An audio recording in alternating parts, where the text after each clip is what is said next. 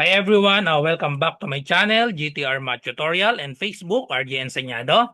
So for today's video, we will discuss the amount and present value of an ordinary annuity. Okay, so the amount of an ordinary annuity is the total of all periodic payments due at the end of the term. And the present value of an ordinary annuity is the total of present value of all the periodic payments. Okay, so these are the formula. So PV is equal to P times quantity 1 minus quantity 1 plus I raised to negative N all over I. And then for future value, FV is equal to P times quantity 1 plus I to the N minus 1 all over I. Where PV is the present value of an ordinary annuity, FV is the future value, P is the periodic payment, N is the number of conversion periods, and I is the interest rate per conversion period. In other books, they use, instead of PV, other books use R and S. Other books use R for P, so R means regular payment. So other books use R for this. And then for instead of FB, they use S. And then for the PV, some books use A. Okay? And then the formula for I here, I is the interest rate per conversion period. This is equal to J over M. M is the conversion per year. J is the nominal rate. So other books also use R. J over M or R over M. And then the number of conversion periods, N, this is equal to T times M. T is the time, and then M is the conversion period per year. Okay? So let's answer this example. We have 5 examples here. So example number 1. What is the amount of an annuity of 400 pesos payable every end of the month for 7 years if money is worth 7% compounded monthly? Okay, so let's analyze the problem. What are the given? So let's write the given. So we have here 400 pesos payable every end of the month. So that means 400. So this is the P or the regular payment. So P is equal to 400 pesos. Okay? And then for 7 years. For 7 years, so the time is equal to 7 years. And then we have money is worth 7% compounded monthly. So 7%, so this is the rate. The rate, we can use R or J. So other books use J, some use R. So 7% in decimal, that is 0.07. And then we have compounded monthly. So that means M is equal to 12 since there are 12 months in 1 year. Okay, so we are looking for the amount. What is the amount of an ordinary annuity? So therefore, we are looking for the future value. Okay, so we use this formula. Okay, so we use this formula. FB is equal to P times quantity 1 plus I to the N minus 1 over I. Okay, so let's plug all the given to the formula. So therefore, we have future value is equal to the P, 400 pesos, times quantity 1 plus the value of I, that is J over M. So we have 0.07 divided by 12. Okay, so 0.07 divided by 12, and then we subtract 1, and then over I, so same 0.07 over 12. And then we have N, the value of N is the product of T and M. So therefore, that is 7 times 12. Okay, so we have 7 times 12 here. And then we will just use our calculator to answer this. If you have programmable calculator, just type this on your calculator. But if you have ordinary scientific calculator, okay, so I will use ordinary scientific calculator like this. Okay, so we can type this directly. I will start with the 0.07. Okay, so I type 0.07 and then divided by 12. So we have divided by 12. I'll press equal sign. So that is the 0.07 divided by 12, and then I add 1. So add 1, so plus 1, press the equal sign. So we have 1.0058333 and so on. And then I will raise to this 7 times 12. So 7 times 12, that is equal to 7 times 2, we have 14. So that is 84. 7 times 12 is 84. So I will raise this to 84. I'll press this, the exponent next to the y, raise to 84. Okay, so raise to 84, press equal sign. So this is now the value, and then I will subtract 1. Subtract 1, so minus 1, press the equal sign. And then I will divide this into 0.07 over 12. So divided by, I will use a parenthesis. Okay, 0.07 over 12. So 0.07 divided by 12, close parenthesis. Okay, so this is 0.005833. That is only the 0.07 divided by 12. So I will press the equal sign. So this is now the all of this inside the bracket. Okay, now I will multiply to 400. So times 400, the final answer is 43,199.59. Okay, so I'll just write it. So the future value is 43,199.59. Okay, so to check if your answer is correct, we can multiply this 400. Multiply 400 400 times 7 years and then times 12 months times 7 times 12. That should be less than this 43,000. Okay, so if we multiply that, so we have 400 times 7 years times 12 months, that is equal to, so this is 33,600. This is all the money that you pay in this 400 pesos at the end of every month. So the interest that you receive is the difference of this 43,199 subtract this 33,600. So that is the interest. Okay? So the future value of this is 43,199 and 59 cents. Okay? So another example, number 2. So what is the present value of 20 payments of 2,800 at the pesos at the end of each 6 months with interest at 9% compounded semi-annually? So we are looking for the present value. What is the present value? So we will use the formula for present value. PV is equal to P times quantity 1 minus 1 plus I to the negative n all over I. Okay, so what are the given here? So we have 20 payments of 2,800. So the number of payment, we have the 20 payments of 2,800. So our P, the periodic payment or regular payment, is 2,800 pesos at the end of each 6 months. Okay, so at the end of each 6 months, so that means the value of M is equal to 2 since at the end of each 6 months. Okay, and then we have here semi-annually. Okay, interest at 9%. So the nominal rate, J, is equal to 9% in decimal, that is 0.09. Then we have, what else is given? At the end of 6 months, semi-annually, so 20 payments. We have 20 payments here. So the value of N or 20 payments, so that means the time is equal to 20 payments of semi-annually, so the time is equal to 10. Because we have payment of 2,800 at the end of each 6 months. And then we have 20 payments. Okay, so therefore time is 10. Or the value of N is this 20. Okay, so the value of N is this 20 payments. So we have N is 20. Okay, so now let's substitute to the given. So we have P is 2,800 pesos. 2,800 pesos. And then we substitute a 1 minus 1 plus I. So we have 1 plus, the value of I is the quotient of this, the J over M. So 0.09 over 2.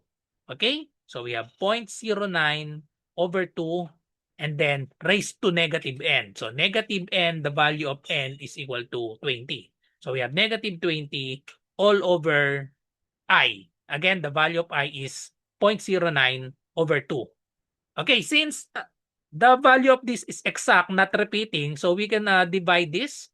0.09 over 2, that is 9 divided by 2, that is 4.5. So this will be 0.045. 0.045. And then we add this to 1. So therefore, we have 1.045. Okay? So we have 1.045. Then let's substitute this 0.0045. Okay? So now we will just press this on our calculator. Okay? So press on our calculator. We start with this. The 1.045. So 1.045 raised to negative 20. Okay? So raised to negative 20. Okay, negative 20. Okay, so I'll start again. Okay, we have 1.045 raised to negative 20. So raised to negative 20. So we have negative 20. Okay, so how to type that negative 20? So I'll delete. Raised to negative 20. So I just put negative. Okay, delete, delete. Raised to negative 20. Close parenthesis. Okay? So 1.045 raised to negative 20. Press equal sign. Okay, so that is the value of 1.045 raised to negative 20. But I need to subtract this to 1. Okay? So I will press this sign negative. So to make this negative. Okay? And then I will add 1. Okay? So plus 1, press equal sign. Okay? So again, if you have scientific calculator, programmable, so just type this directly. Okay, so this 0.585357, this is the value of all the numerator. I need to divide to this. So divided by 0.045, 0.045, and then I'll press equal sign. So that is 13.00. Now I will multiply that to 2,800. Okay, so multiply by 2,800. So the final answer, the present value is 36,422.22. Okay? That is now the present value. So I'll just write it. Present value is equal to 36,422.22. Okay? So this is the present value of the annuity. Okay, so to check, to compare, if we multiply this, 2,800, 20 payments. So just multiply by 2, 2,800. So that will be 56. 28 times 2 is 56. So I will write 3 zeros. This is the total of all the payments, 56,000 pesos. So the present value is only 36,422. So that means there is interest is approximately 56 minus 36. Approximately 20,000 is the interest. Okay? So next, number 3. Find the monthly payment of an ordinary annuity if the present value is 12,000 with interest rate of 9%, M equals 12, and a term of 8 years. So we are looking for the monthly payment. Okay? So we are looking for the monthly payment. Find the monthly payment. So we're looking for the value of P. Okay? Okay, so of an ordinary annuity given the present value. If the present value is 12,000. So 12,000 is the present value. So we will use the formula for present value. Okay? So this is the formula for the present value. But we want to find the periodic payment P. Okay? So we will just derive the formula for this. Okay? So another given. So with this is 9% is the rate. That is the nominal rate J or R. So we have 9%. So we have 0.09. And then M is 12. So that means monthly. M is equal to 12. And then term of 8 years, the time is equal to 8 years. Okay, so this is the present value, 12,000. So just derive the formula for this. We are looking for the value of P. So that means just multiply by the reciprocal of this. Okay? So therefore, the value of P is equal to PV multiplied to the denominator. So PV times I all over all of this numerator. Okay? So we have 1 minus 1 plus I raised to negative n. Okay? So now just substitute all the given. PV is 12,000.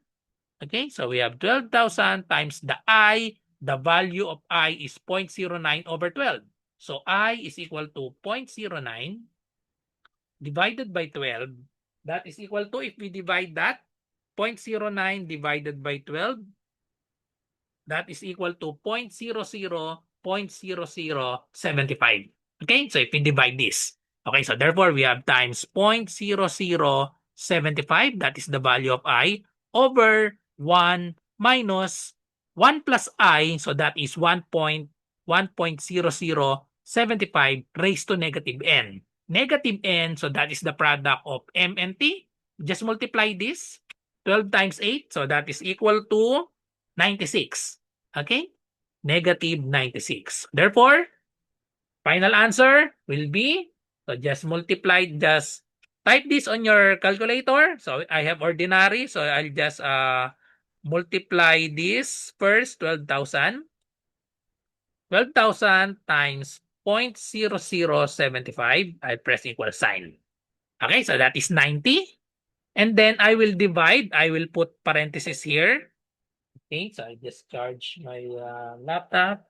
So divided by all of this, so 90 divided by, I will put parentheses. So we have 1 minus, I will use another parenthesis. So we have 1.0075 raised to negative 96. Okay, so I will just type 96 and then press this, raised to negative 96, and then close parenthesis. Okay, close parenthesis, and then another close parenthesis, and then press the equal sign. So this is now the final answer. The periodic payment is 175.80, round off 2 decimal places. Okay, so therefore, the monthly payment should be 175.80 pesos. So this is the monthly payment in order for to have a present value of 12,000 in 8 years. So to estimate, let's multiply 175 times the number of n96. So if we multiply this, we will get 175.8 times 96. We will get 16,876.8. Okay? So compared to the present value, yeah, we have 12,000. Okay? So we have interest of, if we subtract, the interest is 4,000 plus. Okay? So another example, number 4. So find the quarterly payment needed for an ordinary annuity to amount to 146,000 pesos in 9 years at 7%. M equals 4. So that means quarterly. Okay? So what are the given? Find the quarterly payment. We are looking for the P, the periodic payment. Find the quarterly payment needed for an ordinary annuity to amount to 146,000. So that means this is the future value, because this is the keyword ordinary annuity to amount to 146,000. So that means this is the future value and not the present value. Okay? So in 9 years, therefore the time is 9 years. And then we have 7%. So that is the nominal rate, 7%, or in decimal 0.07. M is equal to 4. So 146,000 is the future value. So we're looking for the quarterly payment. So that means we will use the formula for future value. Okay, so we will use this. And then since we are looking for the value of P, we will derive the formula for P, just multiply FB to the reciprocal of this. So therefore, we have FV times the I over all of this numerator, 1 plus I raised to n minus 1. So we just substitute all the given. So we have FB, we have 146,000 pesos. 146,000 pesos times the I. So we need to solve the I. I is equal to J over M. So we have 0.07 divided by 4. When we divide that, 0.07 divided by 4, the answer to that is 0.0175. Okay? So therefore, the value of I is 0.0175. Okay, substitute also to the denominator 1 plus I. So we have 0.0175. So we have 1.0175 raised to N. The value of N is the product of T times M. 9 times 4, we have 36, and then subtract 1. Okay? So now, just use your calculator. Okay, so use our calculator to find the value of this. So multiply first 146,000 multiplied to the interest or to the I 0.0175. I'll press equal sign. That's 2,555, the product of this, divided by all of the denominator. So I'll press parentheses. Okay, and then evaluate this 1.0175 raised to 36. So raised to 36, and then I will subtract 1. Minus 1, press the close parenthesis. So 0.8674, that is just the denominator, all of the denominator. I need to press the equal sign. And then the final answer now is 2,945.56. Round up to 2 decimal places. Okay? Okay, so the periodic payment is equal to 2,945.56.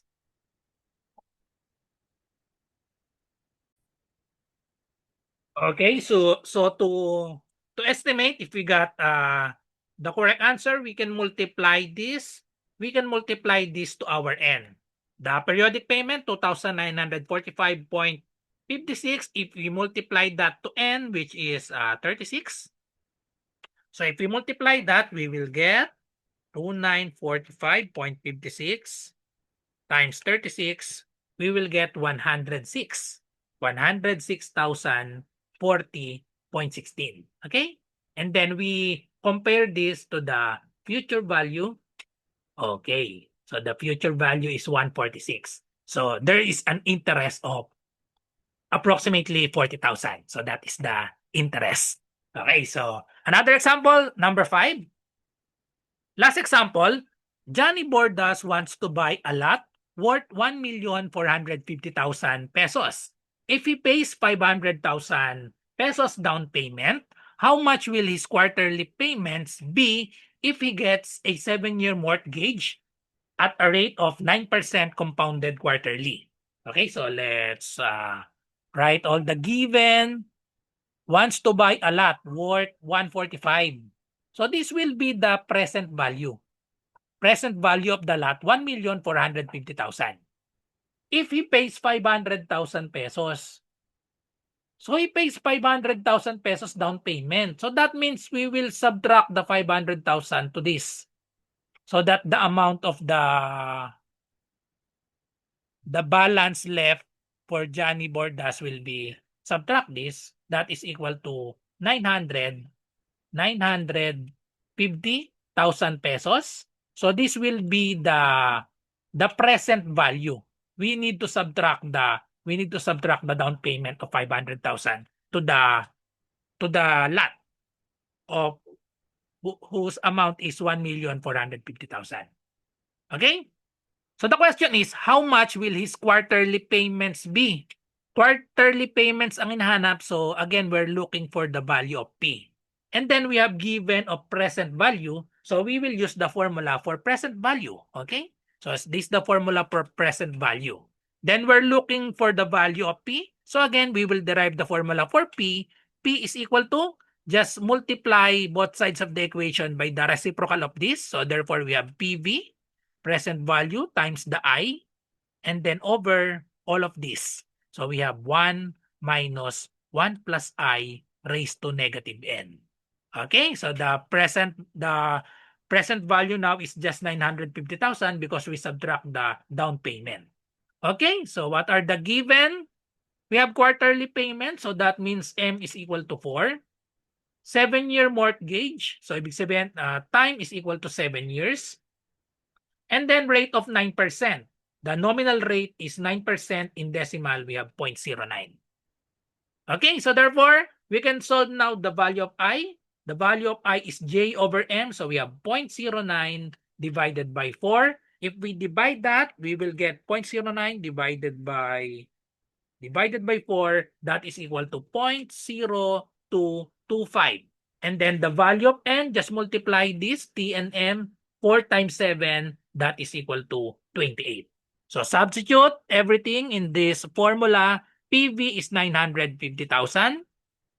Okay, so 950,000 pesos multiplied to I, which is 0.0225, all over 1 minus 1 plus I. So we have 1.0225 raised to negative N. We have negative 28. Okay, so now just use our calculator to get the answer. So we have 950,000.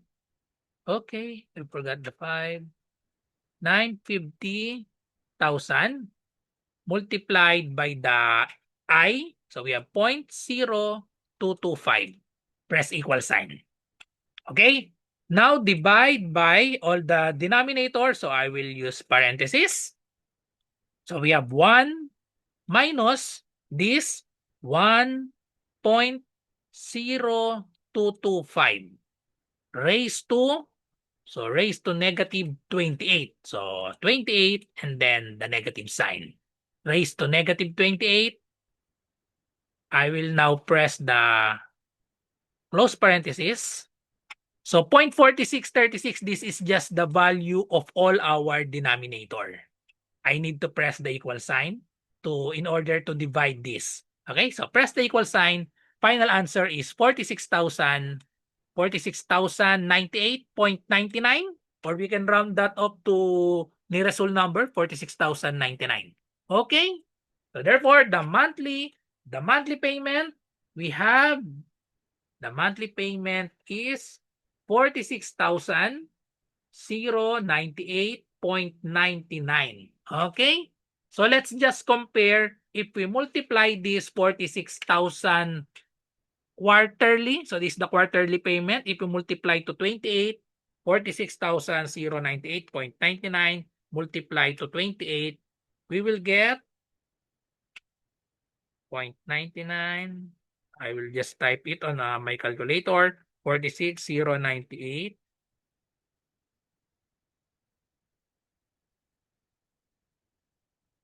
0.99 multiplied to 28, we get, okay, so use this calculator, times 28, we will get 1,290,771. But our present value is just 950,000. So that means the interest is around 300 plus, 340,000 pesos. That is the interest. Okay? So that's all. So thank you for watching. I hope you learned something from this video. And if you have math question, just send a message to my messenger, RJ Enseñado, or just comment here, GTR Math Tutorial. Thank you and God bless.